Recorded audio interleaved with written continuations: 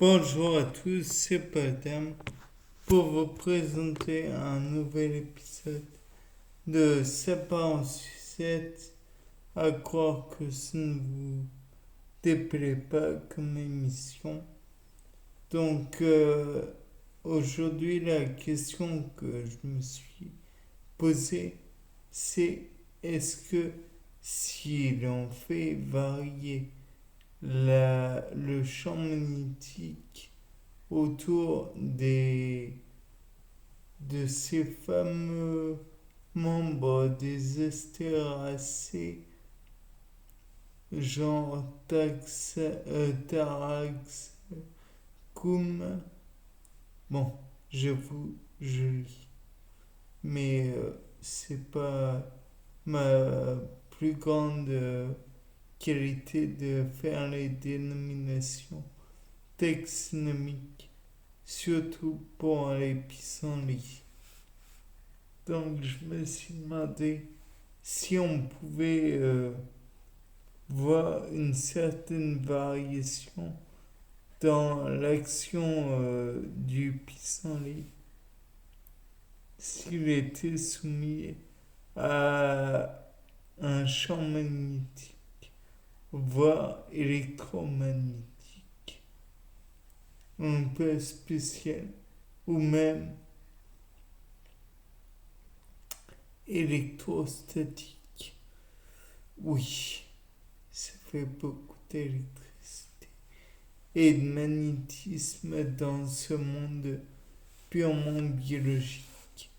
Mais je me suis quand même posé cette fameuse question, car je suis un peu étrange. Donc, je me suis dit que les fameux poils, boules cotonneuses plutôt, les aigrettes qu'ils ont, mince, je recommence, les fameuses boules formées par les aigrettes d'un pissenlit dit commun. Donc, je sais pas si vous voyez les boules cotonneuses entre de pissenlit.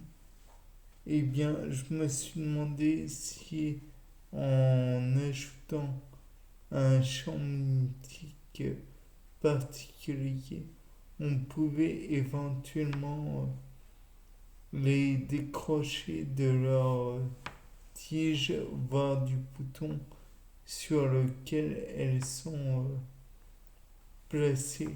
Je sais de prime abord, on va dire, c'est un peu bébête. Et quand on y pense, ça l'est pas tant que ça.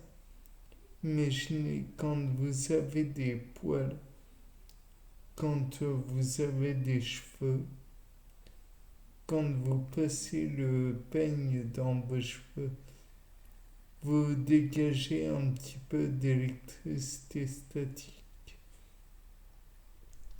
À tel point que si vous faites du brossage de cheveux au-dessus de confettis en papier, vous risquez d'en voir s'envoler sans raison apparente, voire si vous faites, si vous approchez votre peigne des confettis.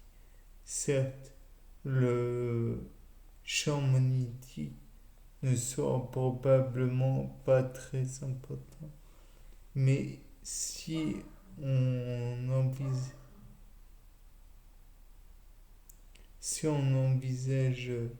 cette possibilité, peut-être que on pourrait voir dans le champ magnétique, dans l'atmosphère, de quoi décrocher les poils. Et donc, qui dit décrocher les poils, les graines plutôt, et donc qui purifie les poils, dit peut-être un envol plus facile et donc une dissémination des graines plus facile, puisque je vous le rappelle, le pissenlit ou les pissenlits sont en fait anémocorés, donc dispersion grâce au vent. Il ne peut pas uniquement y avoir des, comment dire, des bourrasques assez fortes pour,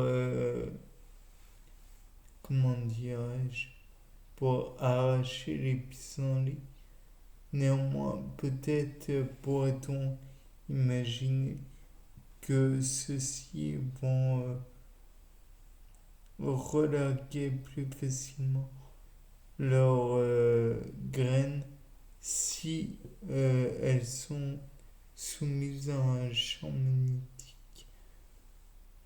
Bien sûr, dans le cas présent, on peut imaginer aussi que ça serait dû à des animaux qui se seraient frottés les uns aux autres ou à d'autres choses qui auraient fait que le magnétisme et l'électricité ambiante augmentent. Peut-être que ça aurait donné aussi quelques variations de pression, de température et donc faciliter le décrochage peut-être des graines du pissenlit. Peut-être y aurait-il eu la possibilité de déterminer via le, comment dire, l'atmosphère si c'était préférable ou non pour la graine de se répartir, si je peux dire ainsi.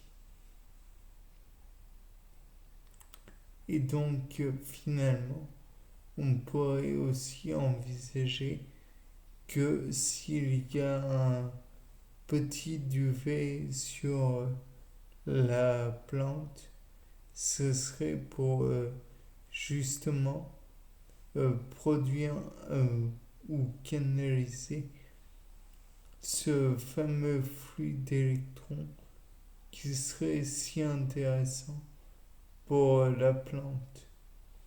On pourrait aussi envisager que la plante, si elle est, disons, simple tige avec une fleur, c'est pour ne pas être, pour ne pas répartir trop l'électricité statique qu'aurait produit un animal.